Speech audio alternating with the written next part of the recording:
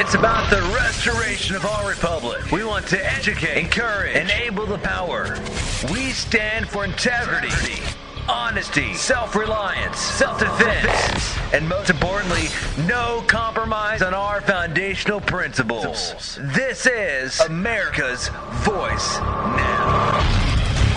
Find America's Voice Now on Facebook and at americasvoicenow.org. Here's Michael Evans.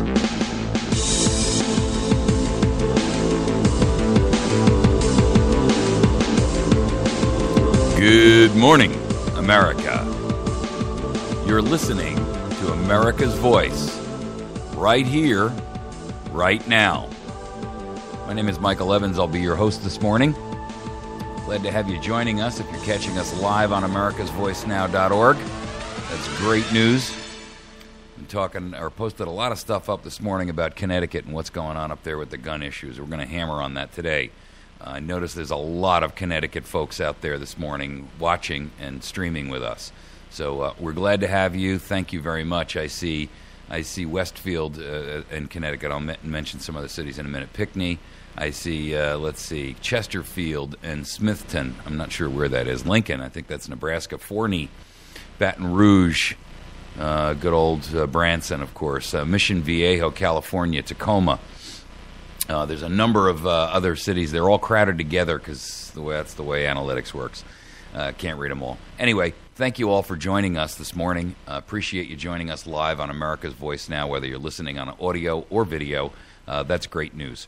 If you're catching us on Patriot FB, glad to have you on board. Outstanding website. If you haven't heard of Patriot FB, it's a replacement for Facebook. Make sure you get over there and join up right now. It is an outstanding website where you will not be censored, where they will not bar you from talking about guns, as Facebook just announced. And, we're under assault, ladies and gentlemen, on the gun issue here. And we're going to talk about that this morning because I think we're reaching a point where we have to constantly, we need to really recognize that the effort is afoot to destroy the opportunity for Americans to own firearms. It's part of a larger plan. You can sit here and call me a tinfoil hat conspiracy theorist if you choose. Truth is this: when you're disarmed, they're in total and absolute control. That is the motion they're moving towards. That is the purpose, the prime directive. Make no mistake about it. Ignore it at your peril. We're going to talk about 4 topics this morning, which is our normal stream or run. One is lobbying is bribery by any name. In other words, I don't care what you call it, when you are donating money to an individual's campaign re-election or election fund, and your intention is that you will receive special treatment, you can call it whatever euphemism and polite dictionary word you like. Bribery is what it is. And I got to tell you, the political class can redefine all these words they want, but the facts don't change.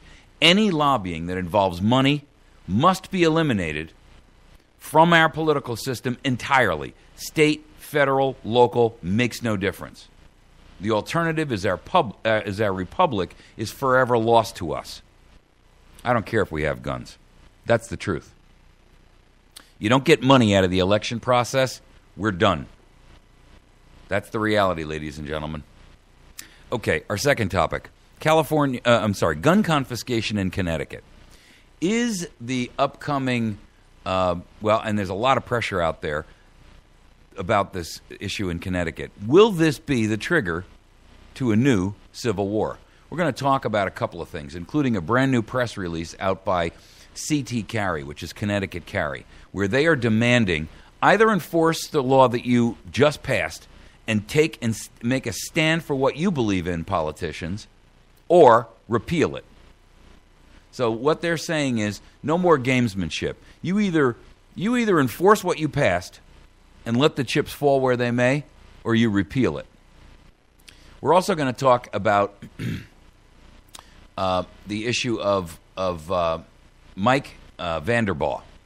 Mike wrote a 16,000-word article or open letter, I should say, and he sent it off to the state police in Connecticut. He sent it off to the emergency services and public protection services. He sent it to 1,200 emails, including all of the legislators in the state of Connecticut. The truth is, he put them on notice that this and their actions, if they attempt to confiscate, will be the second shot heard around the world. And he made it clear, in no uncertain terms, that it won't be the political class sitting there in $1,000 suits. It's going to be the law enforcement who tries to kick in your door. And that's where the bleeding's going to start. This may not be a popular topic with a lot of people because you don't want to hear the realities. But I got to tell you, folks, it's all over the nation right now, and it's all over the world. This guy, Mike, has recently been notified that after he sent that letter and they've received it, they are literally, he's gotten quotes from people within the state police that say, they want you dead. Did you hear what I just said? They're saying that they want this dude dead because he put them on notice. And he also was told that they want him in jail. But the dead part is the part that really ought to rock everybody's world. The truth is, this isn't happening just in the United States, by the way. In Canada, and we're going to talk about this as well, the Mounties in Canada just overruled civilian authority and took it upon themselves to unilaterally declare a bunch of weapons to be on a new banned list, and they're going out and confiscating them. They're not even offering a period to turn them in, get them out of the country, nothing. Just arbitrarily going out and confiscating them. Folks, let me tell you, the only reason why a tyrant would want your guns is for one purpose and one purpose alone. That is so that you are defenseless. And once you are defenseless, woe to you. Because the simple truth is, you will place yourself in their clutches. All right, our fourth topic this morning is going to be Obamacare and a new delay that's come out by the administration. Again, unilateral, without congressional review, without congressional approval, the president is making law. Ladies and gentlemen, let me just describe that for you. Let me tell you what that is. Treason at its very best. Worse. The truth is, this president has done this for a political purpose, and it has no value whatsoever towards anything other than the fact that this is going to enhance or increase the opportunity for them to be able to make sure that they get reelected back into the mainstream. So we're going to talk a little bit about that. I got to tell you, by this move, what they're essentially saying is this. These elections are close. Not only are they close in terms of time frame, because we're already into March and they happen in November, but they want to make sure now that you can keep those cut rate plans. Remember the ones that you were told were issued by dirty, thieving, skulking insurance companies? You know, like the drug dealer hiding in the corner? Yeah. Now it's okay for you to have that. It wasn't a couple of months ago. But suddenly, in light of their failures, their ineptitude, and their flat-out impotence, they have now deemed it okay for you to have that cut-rate, no-value plan where you were being taken advantage of. So here's the point. You've been sold out again, because either way you go, they sold you out. Either they sold you out in order to get it implemented, and they lied to you to get it there, and now that they have it there, in order to keep their seats, they're going to sell you out again by now allowing you to be abused by the same insurance companies that they used as the excuse to get you to go for it in the first place. Betrayal is betrayal, irrespective and regardless of the motive. That's the truth, folks. And so if you want a perfect example of what betrayal looks like, when you look it up in the dictionary, you're going to find a picture of a Democrat holding up an Obamacare is good for you sign. All right, let's jump on our first topic before we run out of time. 14 of America's 25 biggest campaign donors are unions. 14 out of 25. And when you hear the list, you're not going to be shocked, but you are going to be pissed. Microsoft Corporation. Interesting, huh? They're at the bottom of the list, but they're still on it. The American Medical Association. The AFL-CIO Union. American Bankers Association. Notice how many of these, by the way, are banks or globalists and multinationals who have your demise, your fiscal and your educational and your well-being and welfare demise in their plans. Why? Because once you have been stripped of your ability to earn, once you have been stripped of your ability to defend yourself, once you have been stripped of your ability to fight back, then you are forced to become an automaton just to survive. American Bankers Association, Emily's List, not even sure what that is. Machinist and Aerospace Workers Union, National Auto Dealers Association, Citigroup, United Parcel Service, United Food and Commercial Workers, J.P. Morgan Chase, Teamsters Union, Communication Workers of America, American Federation of Teachers, Laborers International Union, Service Employees International Union, Carpenters and Joiners Union, United Auto Workers Union, International Brotherhood of Electrical Workers Union, Goldman Sachs, National Association of Realtors, National Education Association, AT&T, AFSC, ME, another union, and Act Blue, another union. So let's understand what this means. If there's 25 top political donors in the United States of America, and 15 of them, 15 are unions, who is Dirty Harry Reid talking about when he's throwing the Koch brothers under the bus? Yeah, that's what I thought. You see, the truth is, unions, which, believe it or not, amazingly, I mean, their numbers have dropped precipitously. But they are going in and pouring money. And by the way, this isn't small money. We're talking about total contributions of $993 million. This is between 1989 and 2014, so it's a long-term review. And we're talking about $1 billion. Non-union was $441 million. Union was $552 million. So here's the question for you. If you donate money to a campaign and you expect something for that money, i.e. a vote of some sort because you're looking for some kind of payback, was that not bribery? If you go to a police officer who pulls you over and say, look, here's $100 if you just let me go, you're looking for something for the money. That would have you arrested and thrown in prison for trying to bribe a police officer. If you go up to an elected official and you say, here's $10,000 in cash, and I expect you to mark and register this money as a donation, but when it comes time for you to vote on a bill relating to education or health care or environment, I expect you to vote my way, is that not the same thing? It is. And so here's what you have to recognize. And this is only symptomatic of the problem. What you have to realize is this. When you donate money to a political campaign, and the intention is that you will receive special treatment at some point in time in the future as remuneration, that is bribery.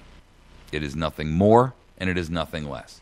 And if you swear up and down and claim that you're donating that money out of altruistic intention and you have no expectation of benefits coming to you, you're a liar. So, either you're a liar and a traitor, or you're just an out-and-out traitor. Unless money and lobbying are removed from our system of government, our republic is dead. Dead, dead, dead. What are you going to do about it? Are you going to allow companies like this to continue to betray you?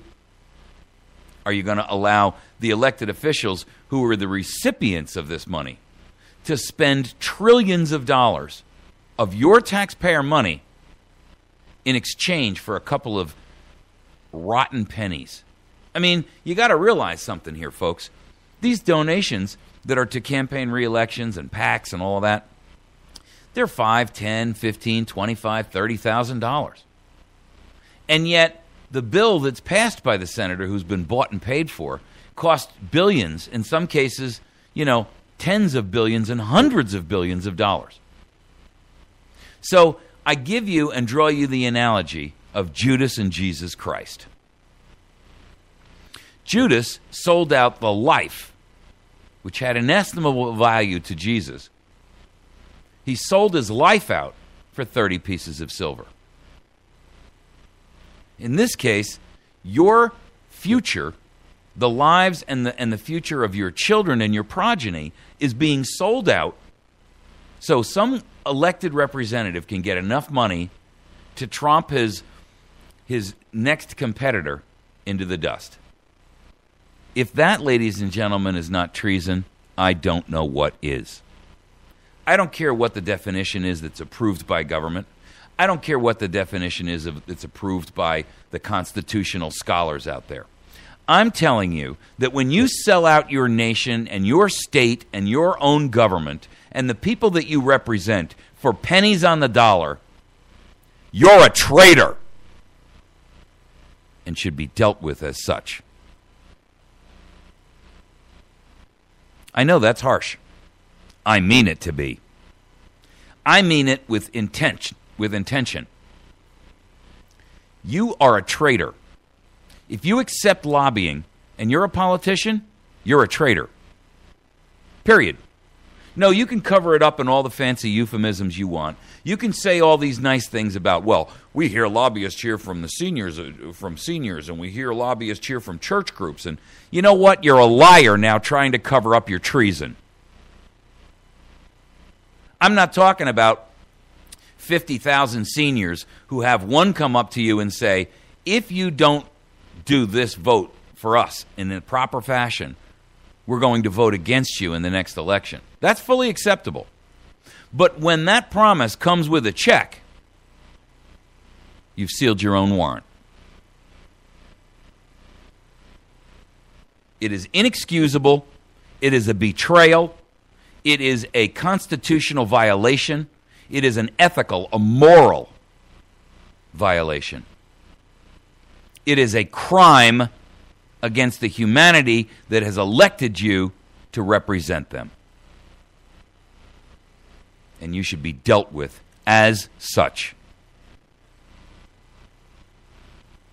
Is that too harsh? Tough. Find somebody else to listen to. You can go back out there and you can listen to Communist News Network and ABC, NBC, CBS, Fox News. You can listen to them all. And they'll sit there and give you a little chalk to chew on and a little pabulum. Or you can recognize the dire straits we're in. Those are your two alternatives. You can ignore what I and millions of others in the alternative media are saying at your own risk, quite frankly. So, before we wrap this segment up, I'm going to throw this out at you. If you are tired of being betrayed, here's my suggestion. And I don't know whether if you live in Missouri this works. If you don't live in Missouri, it'll probably still work. You just have to go find the group in your state. There's an organization here in Missouri called MOP. And that's the Missouri Precinct Project. And here's what it does. It says, let's take back over the party that you're aligned to and gut it from the inside. And here's what you do. You become a member of the committee so that you are the person who's choosing who's going to be elected as the candidate of choice, the blessed candidate from the party, the one who receives all of those campaign donations.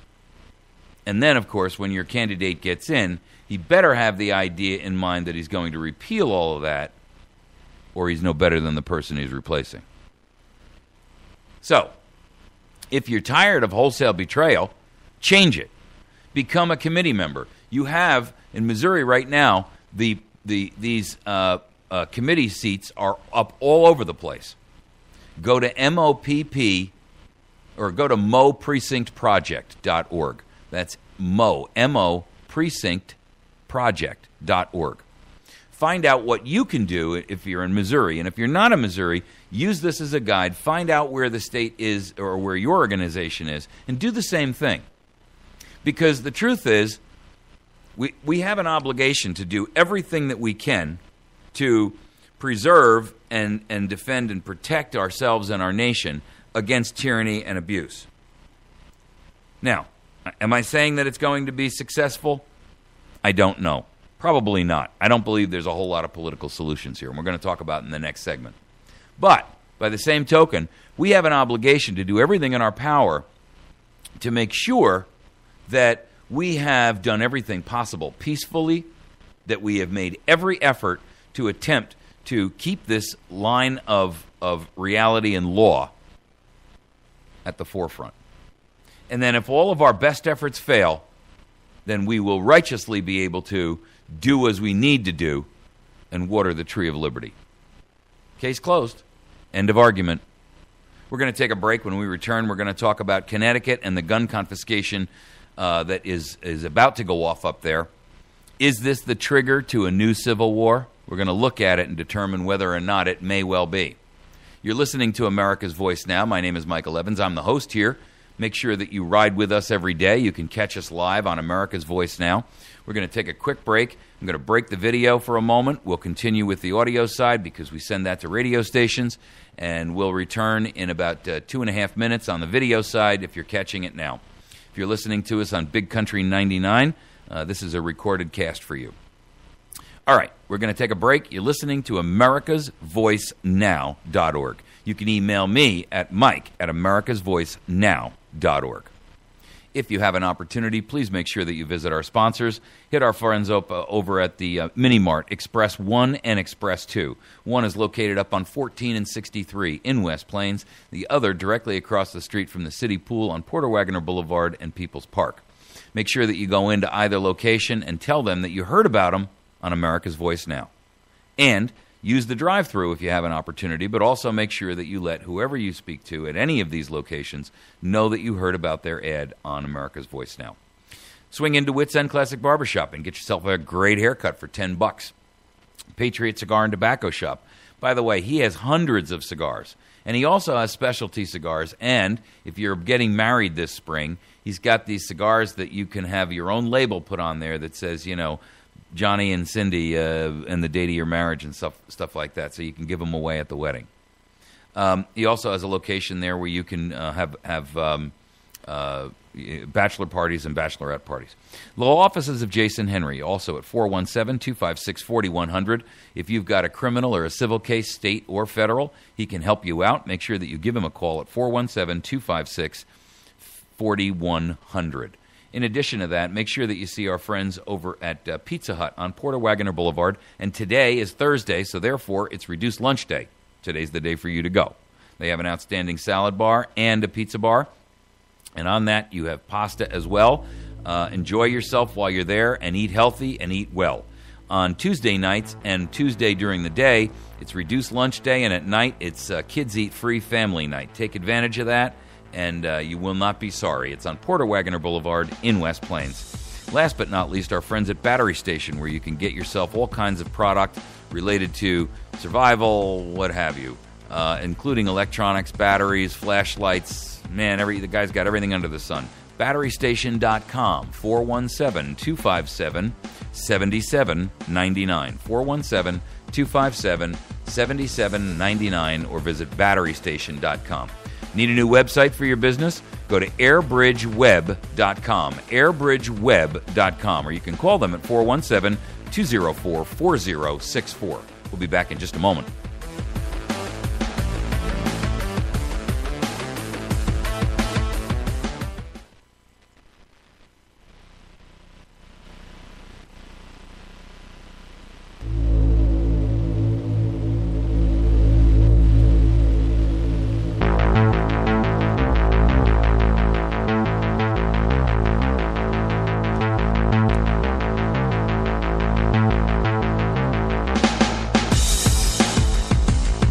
All right.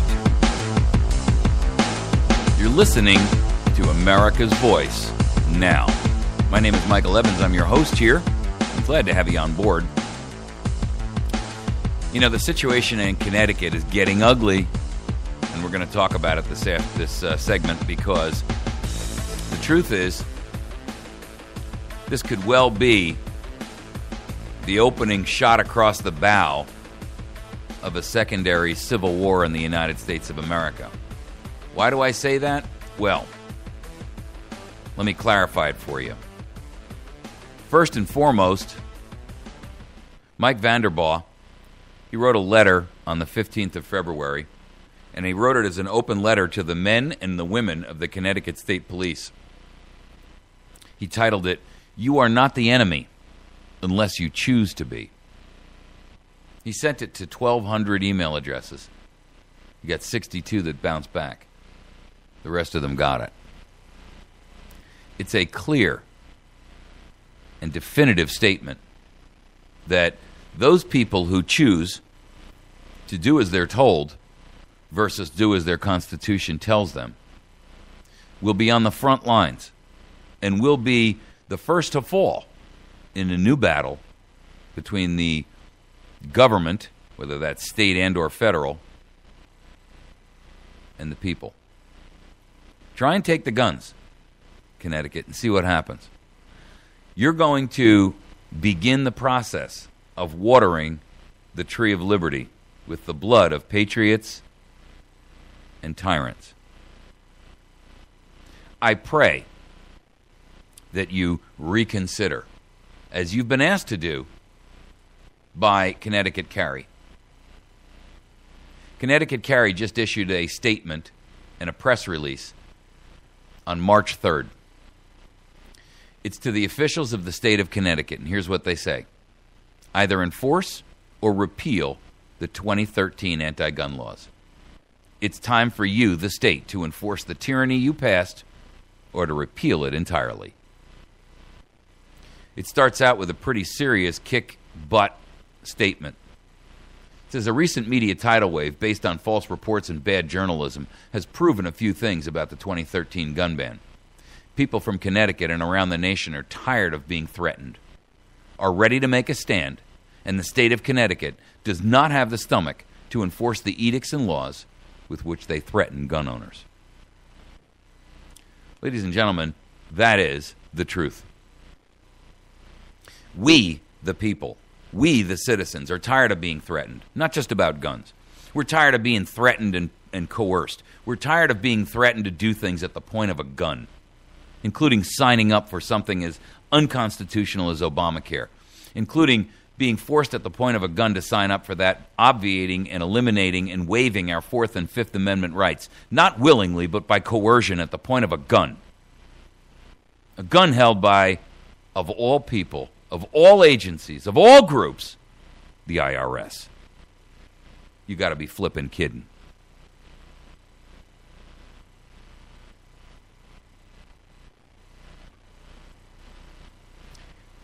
This press release goes on to say, gun-hating officials now have their laws on the books in Connecticut. They dreamed up these laws in their tyrannical dystopia. But it was not the majority of the public that supported such laws. Despite all of the severe legal language that the government passed, there is still no open discussion of enforcing those tyrannical laws as they stand. Throughout the legislature and the Department of Emergency Services and Public Protection, there is only talk of, quote, amnesty, and possibly boiling the frog at a slower rate. Let me tell you something, America.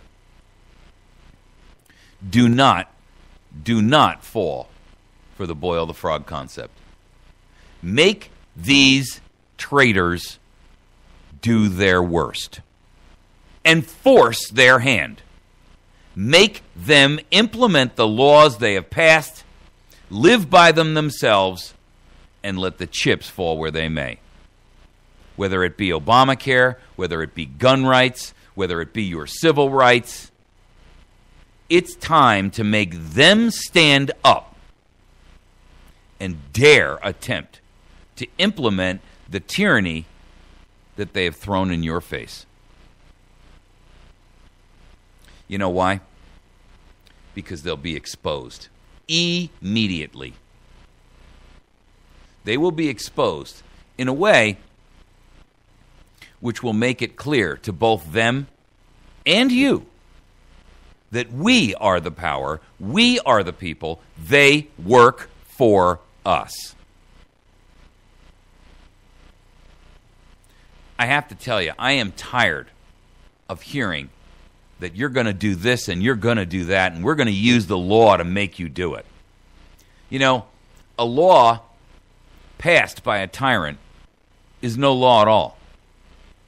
It is of no force or effect, and it is null and void on its face.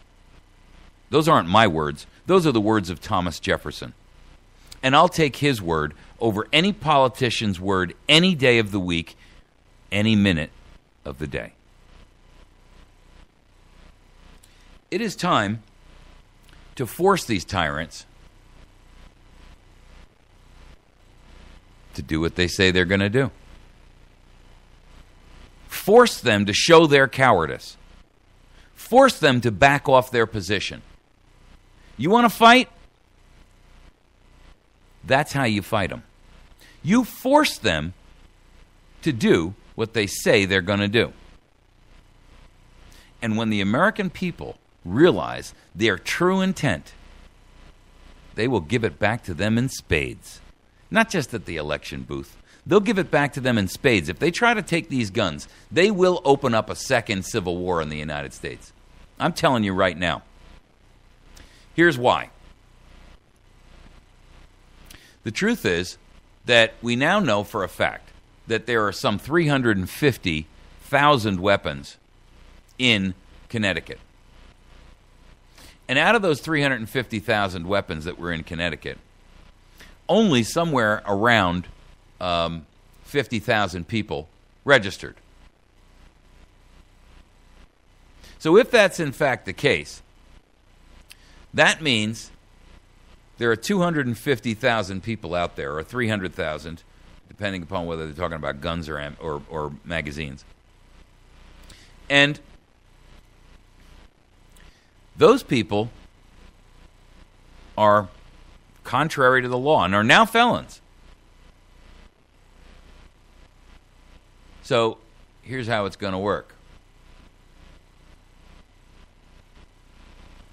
If they attempt to go out there and take 320,000 guns, or 320,000 gun owners, somebody, statistically speaking, somebody's going to lose blood.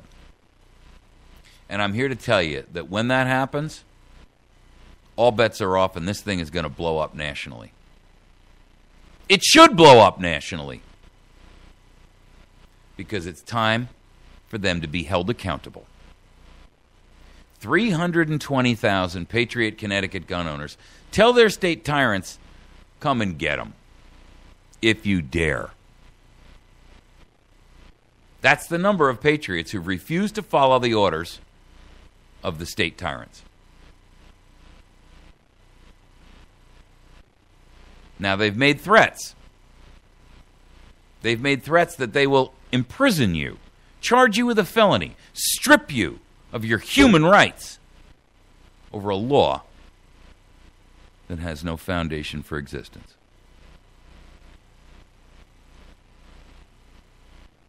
Their arrogance and their hubris and their sense of entitlement make it blow back in their face.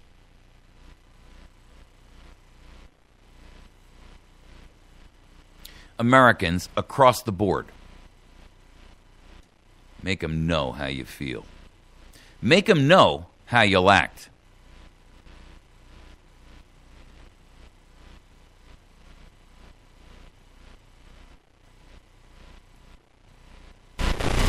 The truth is,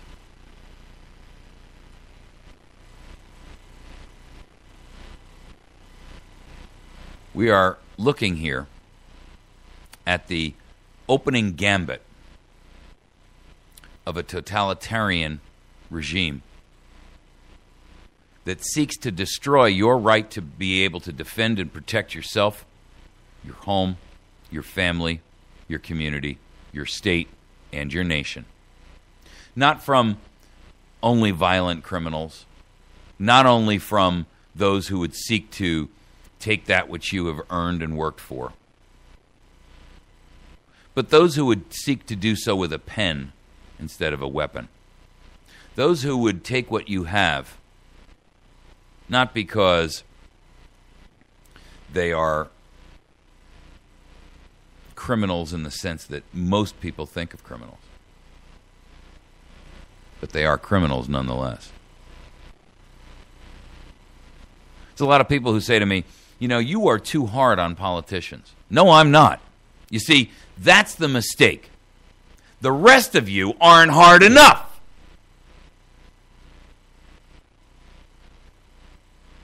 Those who say to me that, well, no, they're not. Most politicians are not good. In fact, the number of politicians that are good is so infinitesimal, it's hardly worthy of note. Are you a politician and you heard that, and now you're furious, the blood is rushing to your face, and you are angry? Good.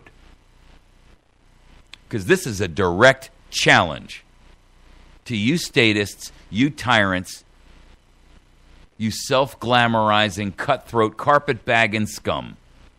We've had enough. We've had enough of you. We've had enough of your games. We don't want to play.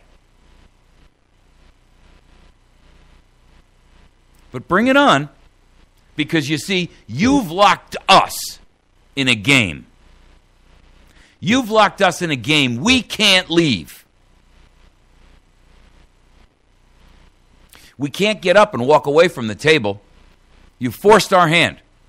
You've cuffed us to the chair and forced us to play.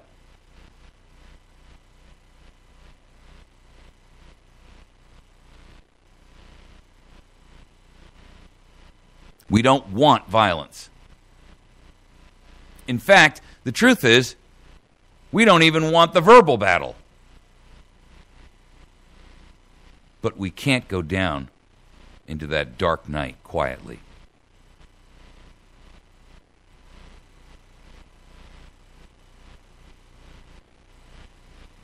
The truth is, we have plenty of information and knowledge about where and how this happens and why it's happening.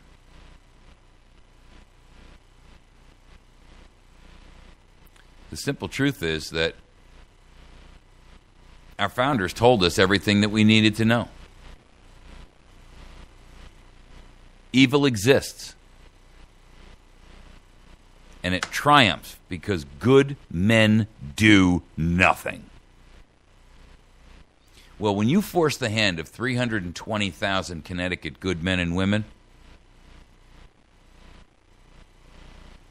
you're going to see where this takes you. And I guarantee you, you're not going to like the result. So bring it on. Let's see what you got. You want a battle in this country that's going to make something like Afghanistan and Al-Qaeda look like a brush fire, go right ahead. You see, this is a nation that you will never defeat that way. The estimated number of firearms in this country is 500 million. There are enough weapons in this nation to arm every man, woman, and child. You want to take them all? Come and get them. Those that don't have will be redistributed to. We're going to turn the principle of redistribution on its head. Come on. Bring it on. Oh, I know, you got plenty of little ploys. You got plenty of little frog in the pot concepts. Well, we'll just do this slowly. In New Jersey, and I posted this up on our Facebook yesterday, they've got a brand new law they're trying to push through. One of these legislators got caught on a hot mic in a discussion. And you know what they said? We need laws that will confiscate. Stop pretending, America, that that's not their intent. Don't listen to their words. Look at their actions. Do they care about little Johnny and little Bobby in a school? No! What they care about is disarming you so that they may do their worst. Do they think actively that way? Do they consciously believe that's their intention? Of course not. Most minions of tyrants never do.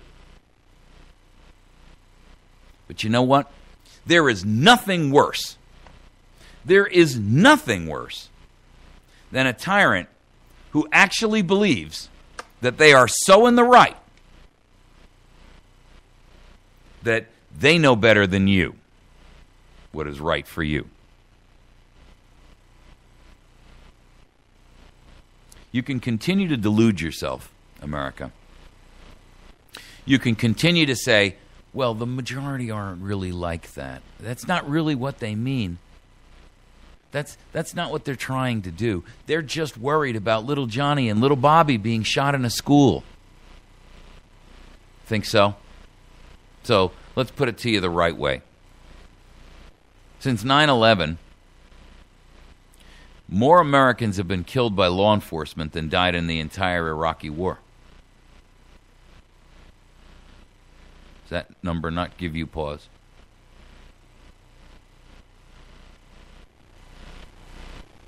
You can continue to sit here and pretend that it's all going to be okay. Or you can stand up and you can make a tyrant do what he threatened. And when they do, you let them have it. Good and hard. You see, that's how bullies get pushed back.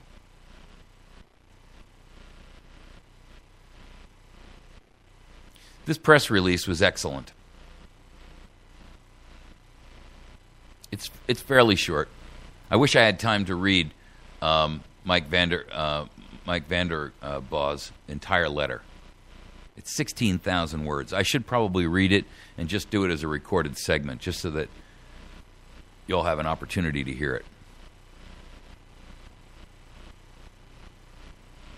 The officials of the state of Connecticut either enforce or repeal the 2013 anti-gun laws.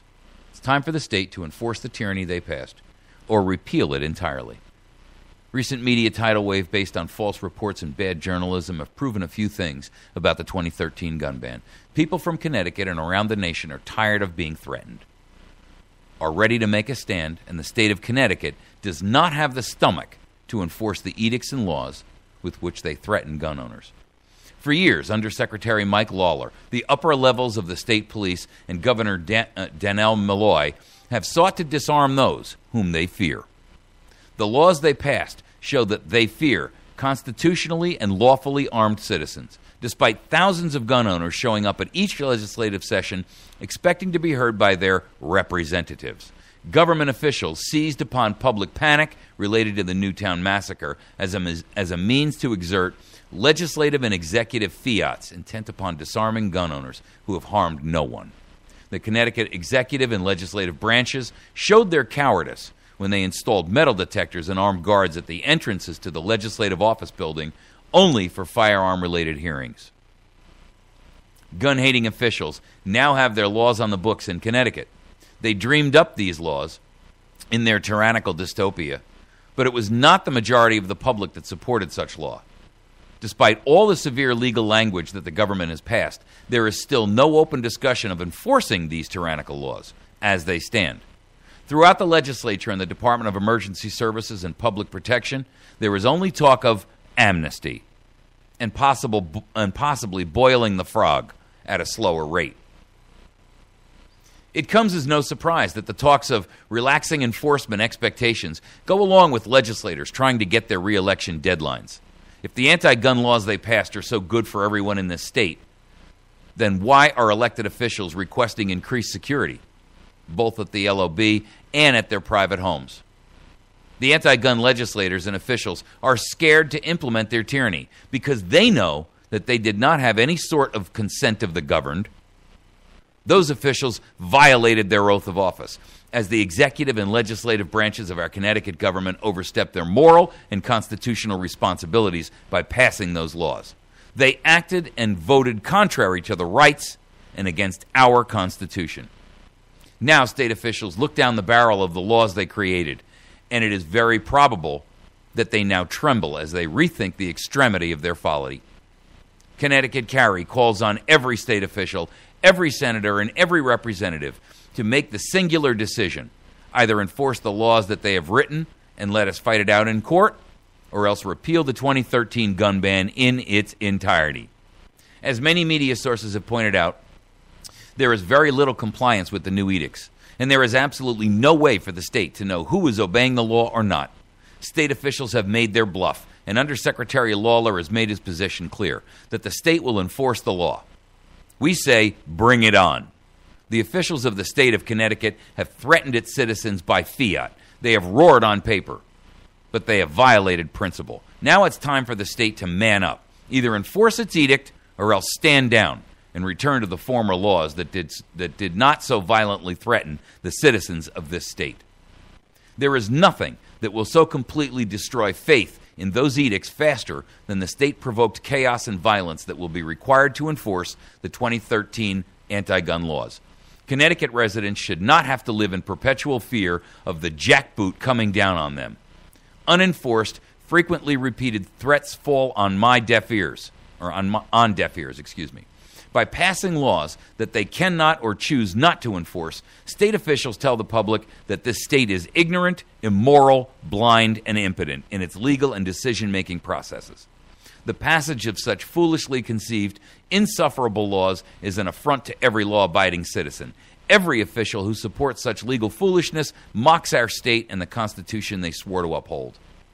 If the state does not have the stomach to enforce these laws, then the legislature has until May 7, 2014, to completely repeal these immoral edicts and let the residents of Connecticut return to their rightfully owned property and former exercise of constitutional rights and practices without any threat of state violence. From Governor Malloy to Undersecretary Lawler to DESPP, Commissioner Shiro, and Lieutenant Cook of the Firearms Unit, and including Lieutenant Paul Vance, the state needs to, quote, poop, and I can't use the right word, or get off the pot. The fact is the state does not have the balls to enforce these laws. The laws would not survive the public outcry and resistance that would occur, end quote. Connecticut Carry Director Ed Peruta.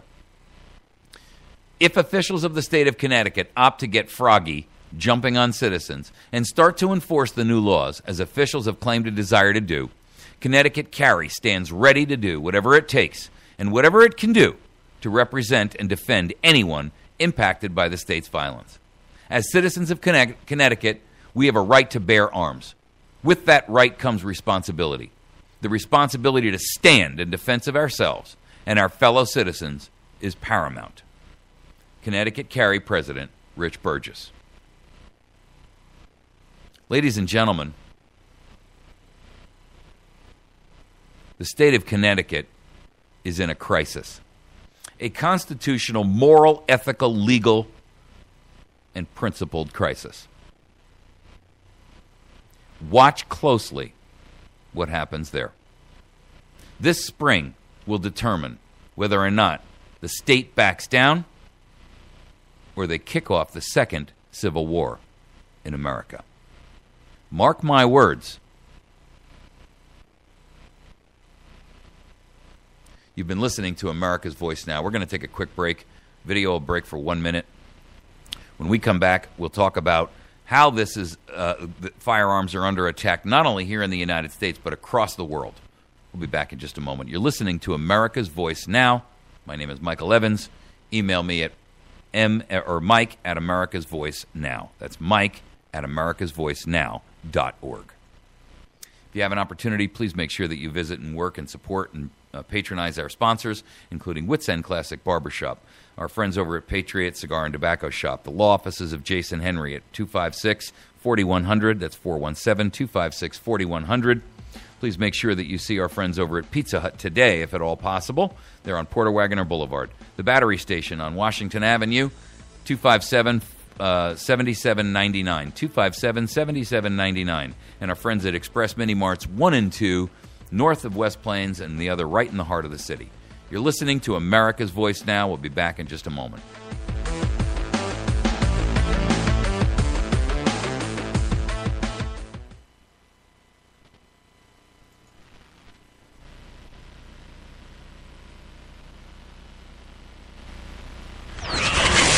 It's It's about the restoration of our republic. We want to educate, encourage, enable the power.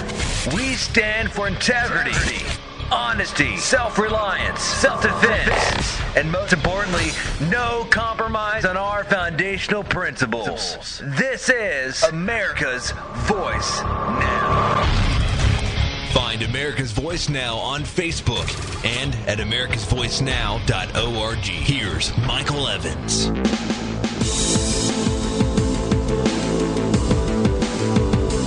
Good morning, America.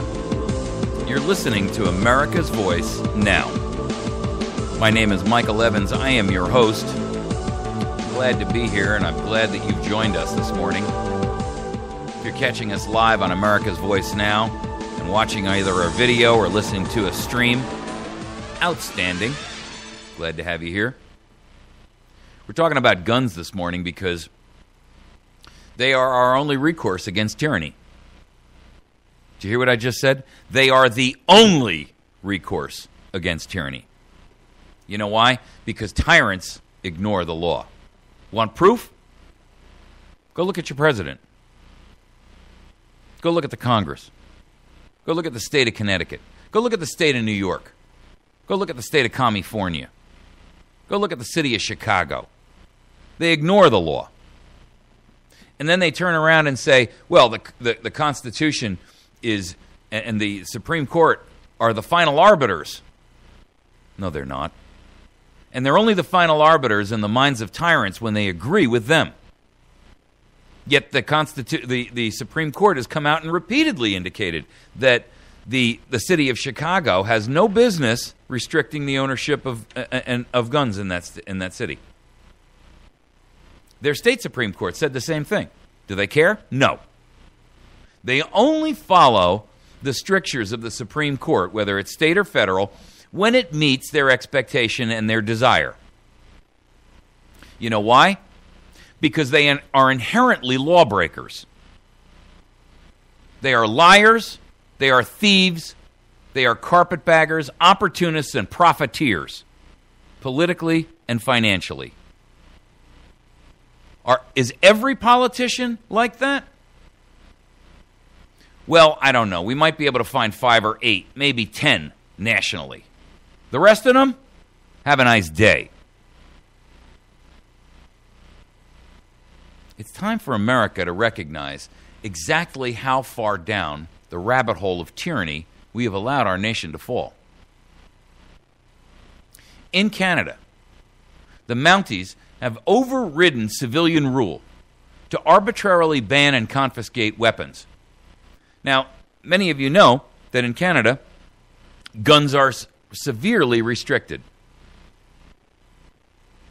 The RCMP, the Royal Canadian Mounted Police, have made a determination and have delegated authority to themselves to arbitrarily reclassify and ban and force the confiscation of certain types of rifles that up until now have been legal. In fact, many of these were actually designed and built to meet the requirements and the specifications that the law placed in terms of limitations.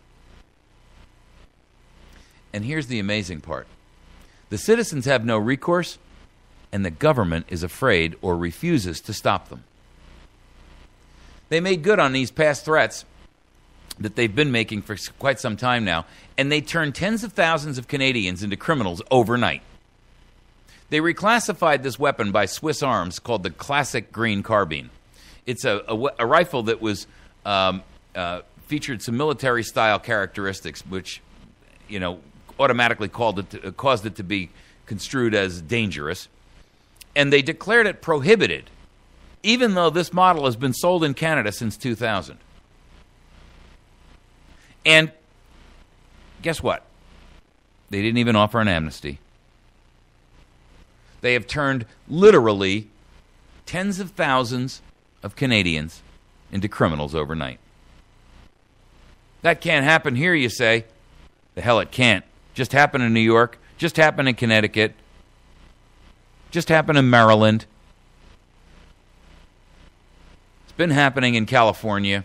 It's been happening across the country in all 50 states based on the National Firearms Act since 1934, based on the 1968 Gun Control Act. You know what the 1968 Gun Control Act is? It's a word-for-word translation from the German Gun Control Act, initiated and instituted by none other than Adolf Hitler. Don't believe me? Go look it up. Type into any browser that you can find and say 1968 Gun Control Act versus Nazi Germany, and go look it up. You will find a word-for-word translation side by side. The only thing that's different about our 1968 Gun Control Act and that passed by Hitler was some issues related to switchblades. They allowed them, we don't. We got even more draconian than the Nazis. Go figure, huh? You see, here's the deal. This is really easy to understand. Tyrants don't want you armed, because then you are capable of defending yourself and your family and your home and your community and ultimately your nation. The push to ban guns is on globally. In England, you can't own one. And yet, England, and London in particular, has some of the highest murder rates in the Western world. How is that? I mean, if guns can be removed from everyone, and we'll all live happily breathing in unicorn flatulence and floating from happy experience to happy experience, how come the world is in such disarray? How come people are oppressed?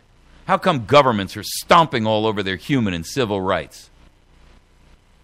How come there is a worldwide rising up? And the media is telling you all about what's going on over in Hollywood and the Oscars and Kim Kardashian and her newest boyfriend, or clingy skirt. The world's on fire, and nobody's telling you. And unless you're listening to alternative media like this, you'll never know. You're being played.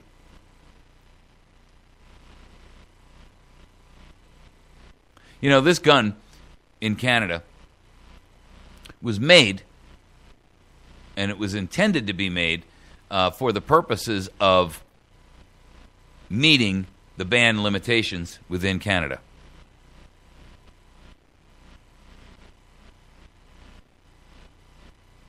On Friday, the country's public safety minister stated that he would, quote, take action against the assault on law-abiding citizens' rights. The Mounties again banned another gun. This is the Canadian version of a weapon called the CZ, made by CZ 858, which was specifically modified to meet the domestic laws. Now, when we're talking about the Swiss carbine, classic green carbine, these rifles cost anywhere from $3,000 to $4,000 a piece. But they don't care.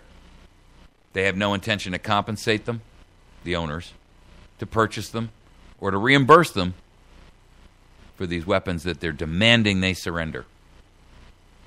If you think surrendering your weapon to a government or a military is going to stop there, you're wrong. Because the first thing that's going to happen is you're going to find that that weapon is being used on you.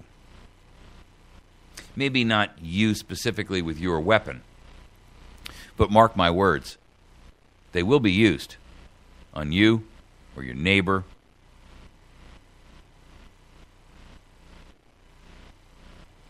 The article goes on and says, troubling to many Canadians is that the RCMP banned these guns without the authority of the elected officials. Quote, the elected government of the day has already made it clear it did not want to go this route. But the Mounties did it anyway.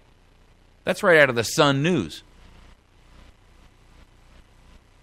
It's a dark day, quote, it's a dark day when police, not the people's elected representatives, can suddenly transform thousands of ordinary, law-abiding Canadians into criminals with the stroke of a bureaucratic pen.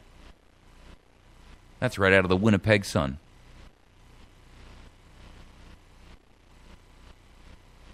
You see, even the news media realizes that this is out of control.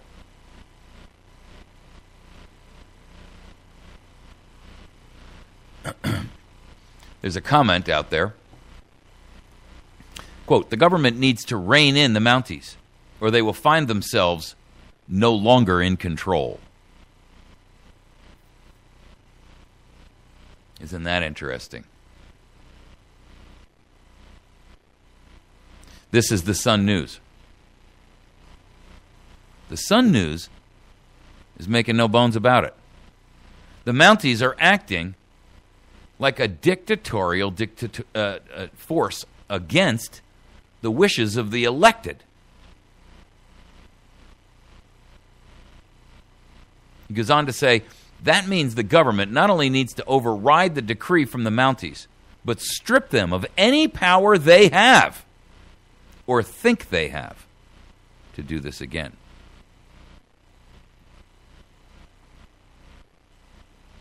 If you refuse to turn in your firearm, you're subject to 3 years in prison.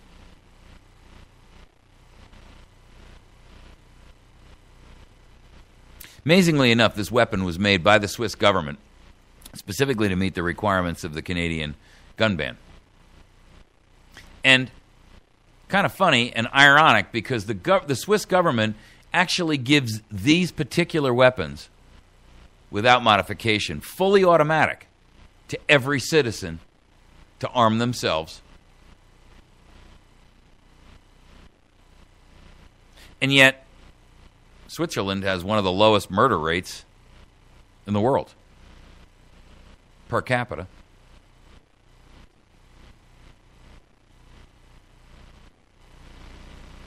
The truth is, America, this is what's coming to you, to your city, your state, your county.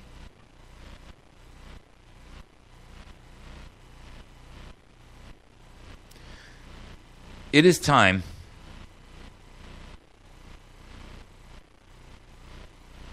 for America to stand on its own 2 feet and say, we have had enough.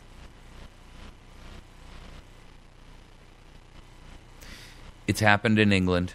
It's happened in almost every place in Europe. The people in the Ukraine are defenseless individually. They have an army that can't even muster together enough to fight back against their own government, much less Russia. Why?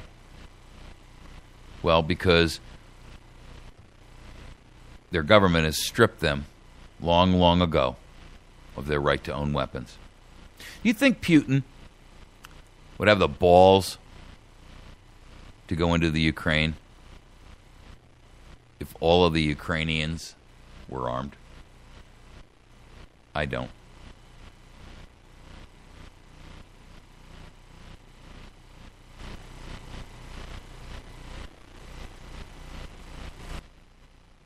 The truth is, an unconstitutional law is void.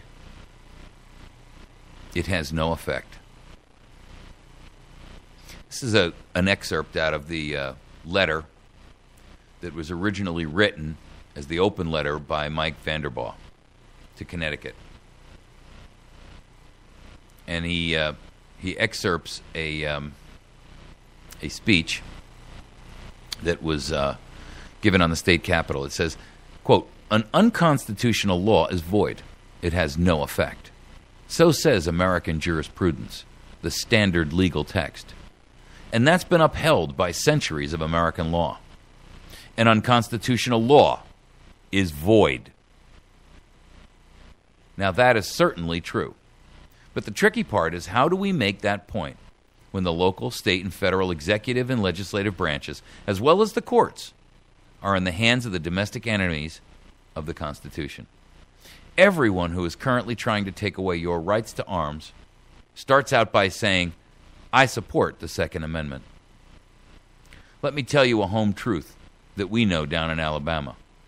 Barack Obama supports the Second Amendment just about as much as Adolf Hitler appreciated Jewish culture or Joseph Stalin believed in individual liberty. Believe what politicians do, not what they say, because the lie is the attendant of every evil. Before this year, no one thought that other firearms and related items would ever be banned, but they were. They have been. No one thought that the authorities of your state would pass laws making criminals out of previously law-abiding taxpayers, but they did. If they catch you violating their unconstitutional laws, they will, when they please, send armed men to work their will upon you. And people innocent of any crime, save the one these tyrants created, will die resisting them. The founders knew how to answer such tyranny. When Captain John Parker, one of the 3% of American colonists who actively took the field against the king during the Revolution, mustered his Minutemen on Lexington Green, it was in a demonstration of armed civil disobedience. The colonists knew what to do, and they did it, regardless of the risk, regardless of all the king's ministers and all the king's soldiery. They defied the king. They resisted his edicts. They evaded his laws, and they smuggled. Lord above, did they smuggle. Now we find ourselves in a similar situation. The new king, Barack, and his minions have determined to disarm us. We must determine to resist them. No one wants a new civil war, except apparently the anti-constitutional tyrants who pass these laws and the media toadies who cheer them on. But one is staring us in the face. Let me repeat that. A civil war is staring us in the face. To think otherwise is to whistle past the graveyard of our own history. We must, if we wish to avoid armed conflict, get this message across to the collectivists who have declared their appetites for our liberty, our property, and our lives. When democracy turns to tyranny, the armed citizen still gets to vote. Just like King George, such people will not care, nor modify their behavior by what you say, no matter how loudly or in what numbers you say it. They will only pay attention to what you do. So defy them, resist their laws, evade them, smuggle in what they command you not to have. Only by our acts will they be impressed. Then, if they mean to have a civil war, they will at least have been informed of the unintended consequence of their tyrannical actions. Again, I say, defy, resist, evade, smuggle, if you wish to stay free and to pass down that freedom to your children's children. That you can do no less than become the lawbreakers that they have unconstitutionally made of you. Accept that fact, embrace it, and resolve to be the very best, most successful lawbreaker that you can be.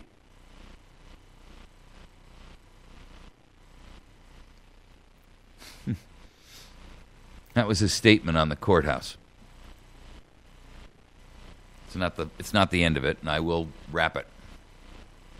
By the end of 2013, the state police had received 47,916 applications for assault weapon certificates.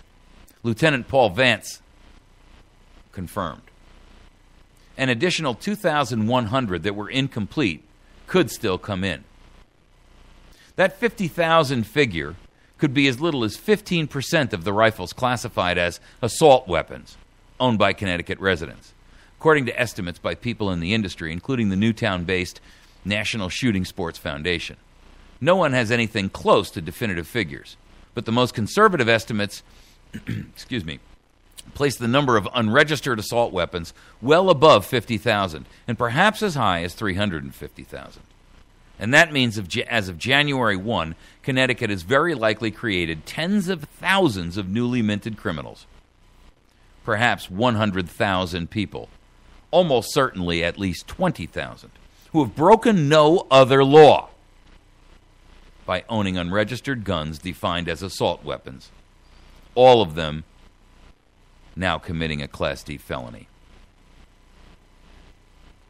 You see, Tyrants seek for you to violate that law. Because once you have violated an unconstitutional law that they have created, then they have placed themselves in the position of now having you completely and totally under their thumb. You have lost your right to speak out, to vote against them. You have lost your right to defend yourself and your family. And they're banking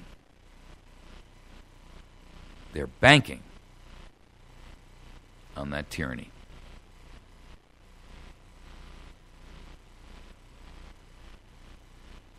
America, the time has come for you to take a stand and declare you will not follow these laws, not just on relation to guns.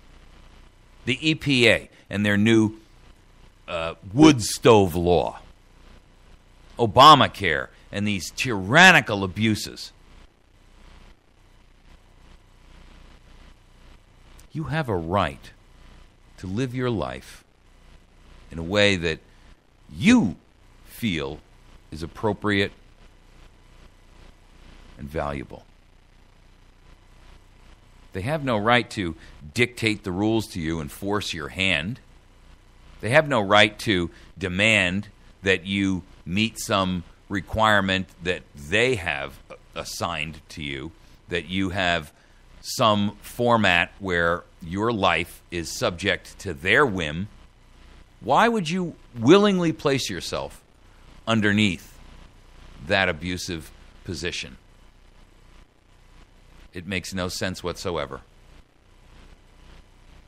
You can continue to ignore the realities of the danger that's at hand. You can continue down that path. But ultimately, you're going to have to make a decision at some point in time whether or not you're going to allow them to continue to abuse you or you're going to force them to cease. It's entirely up to you. How are you going to handle it?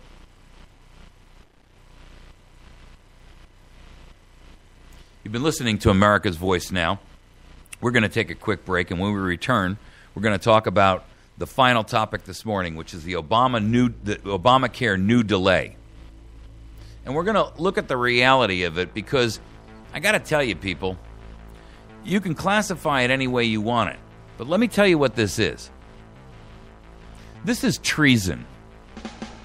Because their only reason they're modifying this is as a means to accomplish the re-election of the same tormentors that perpetrated this treason on you in the first place.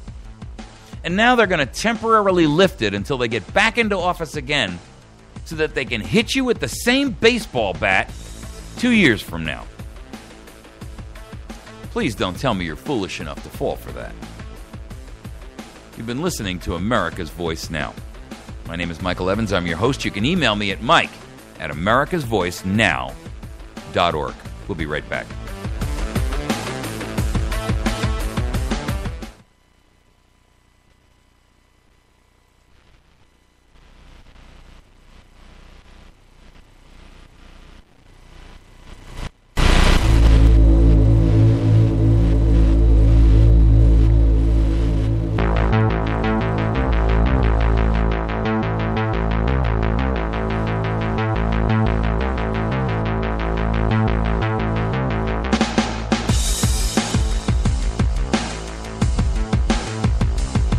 All right. We return. You're listening to America's Voice Now. I'm glad to have you on board with us this morning. We've been talking this morning about guns, lobbying, also known as bribery, and we've been evaluating why it is that these tyrants and monsters are attempting to do this slowly at a snail's pace. Because they know, and as will shortly be proven in Connecticut, that if they try to go out there and confiscate weaponry and make law-abiding individuals who are just trying to mind their own business into felons, into criminals, they know beyond a shadow of a doubt that the tree of liberty will once again get its sustenance from the blood of patriots and tyrants.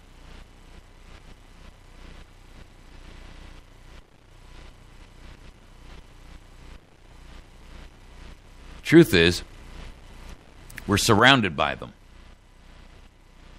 the tyrants. They have you all bottled up. They have you all nervous, calling yourself, well, I'm a law-abiding, tax-paying American. Make no mistake about it. What you're really saying is I'm a slave. Do we need the rule of law? Absolutely. But what you have now is not rule of law. What you have is subjective law. And law that is subjective is not law at all. It is whim. It is the rule of men.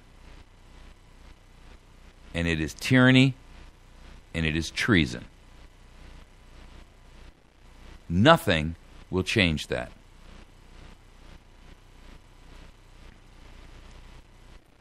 Barack Obama and Angela Merkel.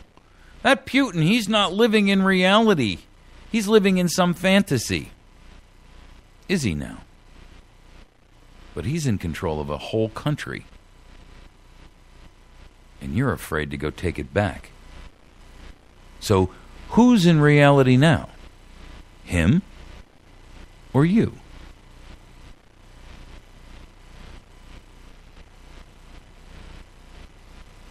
Ayn Rand has said to us that you can ignore reality, but you can't ignore the consequence of reality. And that's a perfect response to Barack and Angela. They've ignored reality. And now the consequence is here. And they don't like it. Not one bit. And they can't avoid or ignore the consequences of the initial reality they ignored. What is that reality? That humans and mankind are a violent and corrupt race. A species that thrives on exactly what motivates them: greed and power.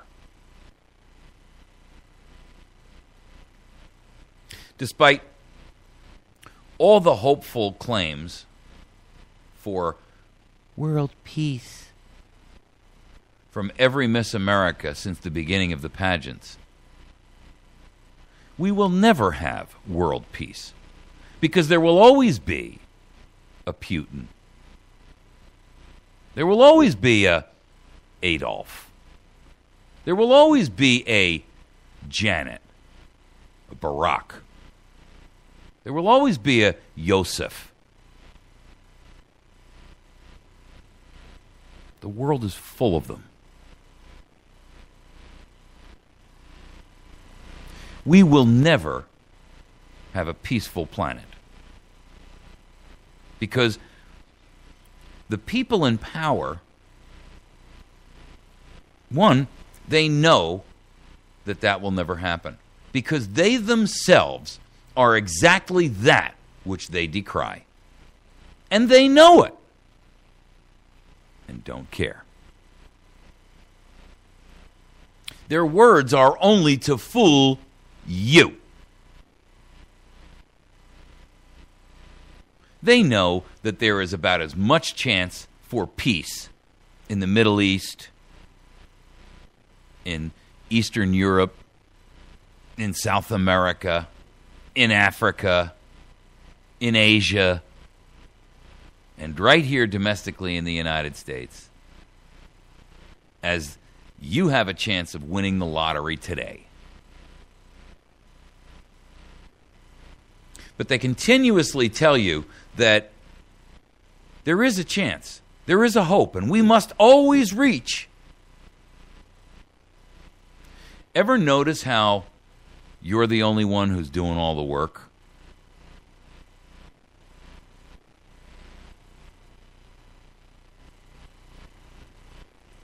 Aren't you tired of the threat that tyrants use on you while simultaneously declaring that you should fight against tyranny? But only not them. They're not the real tyrants. Well, the White House has announced their new Obamacare delay for 2 years, conveniently coinciding with not only the 2014 election, but also the 2016 election, where I'm assuming that most of the liberal progressive pukes in the nation are dreaming Hillary dreams right now. And Barack may actually be dreaming Barack dreams.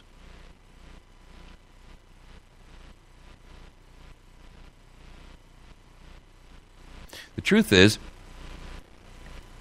Obamacare is not good for America, never was. It was never intended to be a altruistic benefit for the poor and the downtrodden. Proof of the pudding is that they knew all along that the 30 million people they were passing this for, that they were going to subjugate the other 300 or 280 million for, were never going to get it. It wasn't about covering 30 million. It was about gaining control over you. It was about gaining the opportunity to have you, under the threat of force, willingly submit your name, your information, your personal data, and join a national database where the information can be parsed and sliced and diced and massaged, where you can be tracked and monitored, and your expenses monitored, your purchases and profiles built.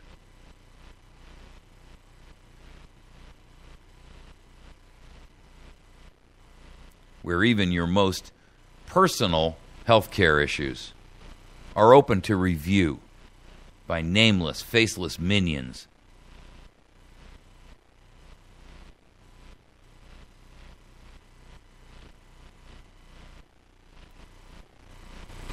You see, what we should be saying to Washington is exactly what Connecticut Carrie just said to the state of Connecticut. You passed it, now enforce it. Exactly as you passed it. And if President Barack Obama decides that he wants to unilaterally, illegally, unconstitutionally, tyrannically change that law by fiat, then he needs to be removed from office. Preferably by some legal means. But quite frankly, removed with prejudice. In other words, he can never come back. None of this, well, we're going to impeach Bill Clinton, but we're going to let him keep the seat.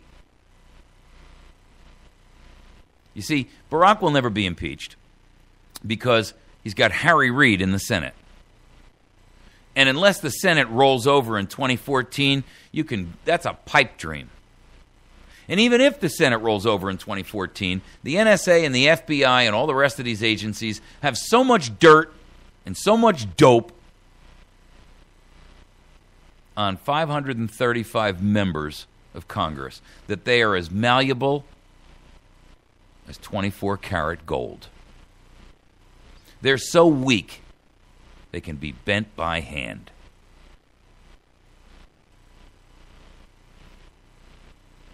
They are coerced. They are co-opted. They are compromised. And they are worthless to us.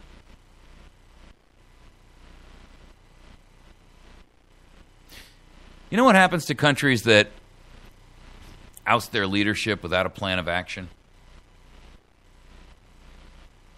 Invariably, they go through a number of phases. And it seems like the people that gain control are always no better or no different in short order than the people they just ousted. Because first,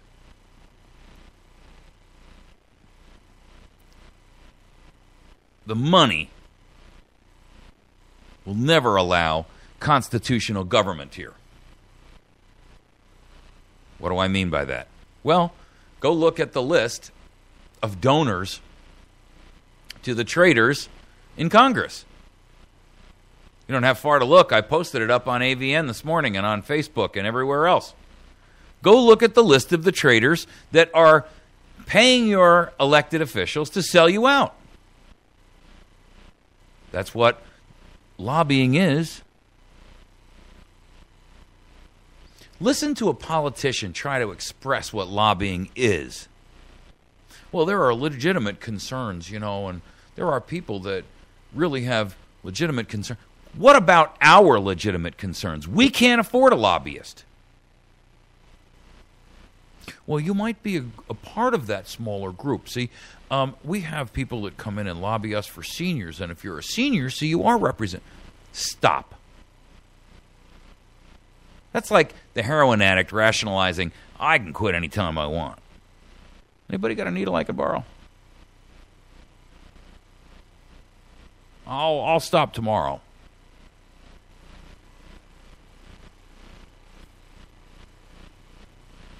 They're liars. And it's amazing to me because I've seen so many politicians in my life who promised to get in there and do the right thing. In fact, I think the vast majority of them, when they first arrived at the position where they determined that they were going to run, they did it with the right reasons. I can go in there and make a difference. But human nature and its failings attacks them all. And soon they recognize how comfortable and how nice it is here. And they recognize how easy it is to just go along to get along. And the money comes easy, and the dinners and the camaraderie are fun. You go on junkets and trips. All you got to do is show up for a vote. People come in and give you gifts, take you out to dinner, butter your bread, treat you like you're somebody,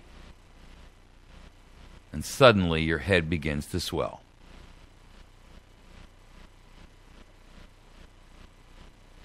And you're away from home a lot, whether in Washington or in your state capital. And there's that oh-so-nice girl or the aide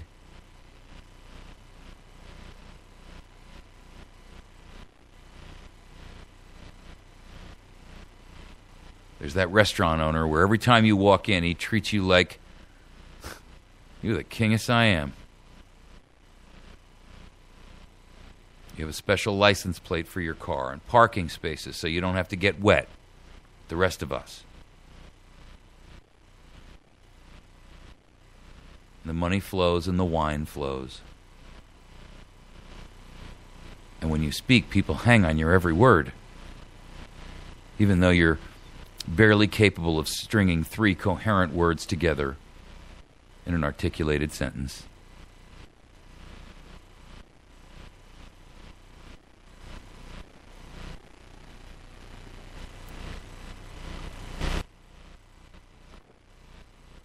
And slowly but surely you believe your own lies.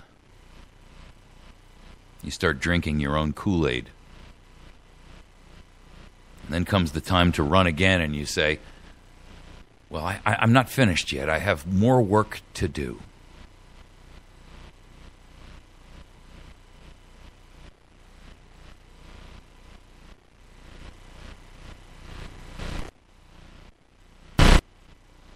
Before you know it, you've fallen so far that you daren't even look at yourself in the mirror and admit what you have become. And it isn't long until you just determine that I may as well throw all caution to the wind and just accept where I am and what I've become. And then you become an ideologue. And anything that threatens your position or your opportunities becomes the enemy.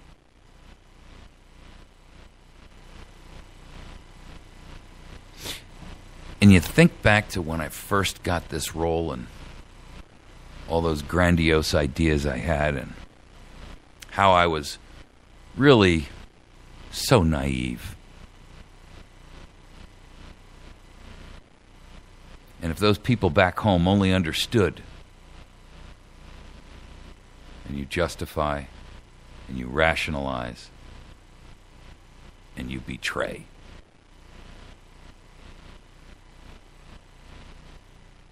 That's why our founders never intended for you to be paid. They never intended for you to have a career. They never intended for there to be public service unions. They never intended for government to be laden down by all of the weight and all of the self-interest. They warned us, they begged us, they pleaded with us. Watch. Be aware. Here are your warning signs. And we have not heeded them. And look at us now. I've got to sign up before March 1st or March 31st because Barack said so. They're going to find me. And I'm law-abiding. I am. I'm no criminal. And I don't want to stand up because they might audit me. I'm not going to speak out about guns because those people at the NSA, they're watching everything that we do, and they're going to know I have some, and they might come and get them. So I'm just going to sit here quiet. Well, I don't want my friends and my family to think I'm one of them tinfoil hat people. I don't want to look like that. I mean, it's embarrassing.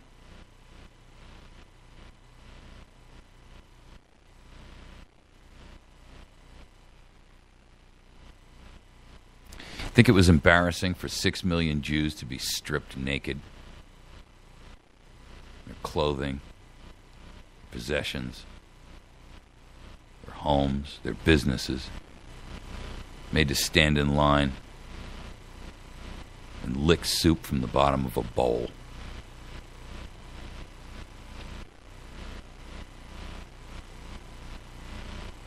I think it was embarrassing to stand there at the barbed wire fence and think to yourself, if only I'd fought back.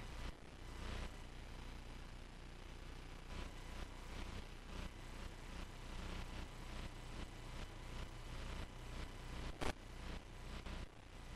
think it was embarrassing as you were walking towards the oven door and still didn't have the balls to fight, knowing your death was imminent, and you still didn't have balls.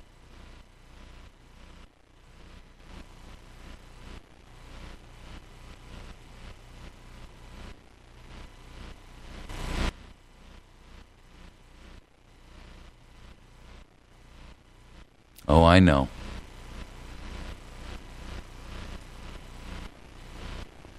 I don't want to jump the gun. That could be dangerous.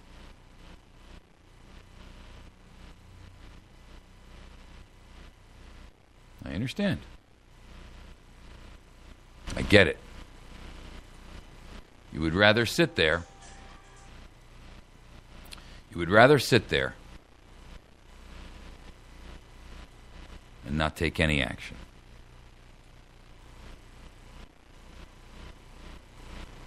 That's fine. Just know that we know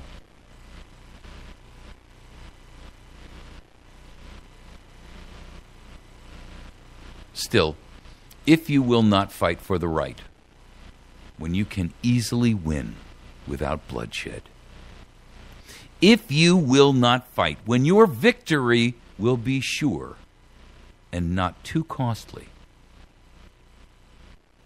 you may come to the moment when you will have to fight with all the odds against you and only a precarious chance of survival. There may even be a worse case. You may have to fight when there is no hope of victory, because it is better to perish than live as a slave.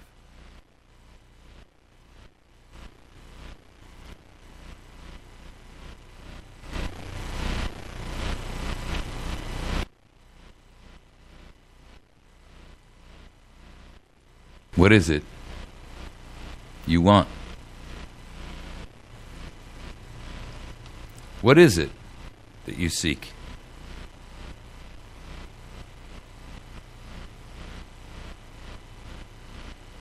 If you love wealth better than liberty, if you love the tranquility of your servitude better than the animating contest of freedom, then go home from us in peace. We ask not your counsel, nor your arms. Crouch down and lick the hands which feed you. May your chains set lightly upon you, and may posterity forget that you were ever our countrymen.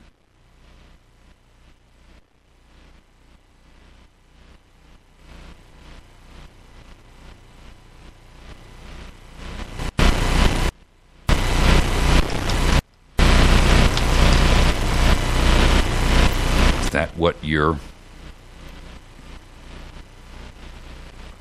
heart believes? Because I would rather feel and say, it is in vain, sir, to extenuate the matter. Gentlemen may cry, peace, peace. But there's no peace. And the war has actually begun. For the next gale that sweeps down from the north will bring to our ears the clash of resounding arms. And our brethren are already in the field. Why stand we here idle? What is it that you gentlemen wish? What would you have? Is your life so dear, or your peace so sweet, as to be purchased at the price of chains and slavery? Forbid it, Almighty God. I know not what course others may take. But as for me, give me liberty or give me death.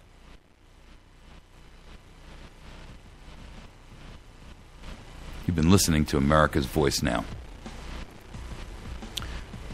Please find us on the web at americasvoicenow.org, facebook.com/America's Voice Now, Spreaker.com/user/America's Voice Now. Hit the like button on both of those.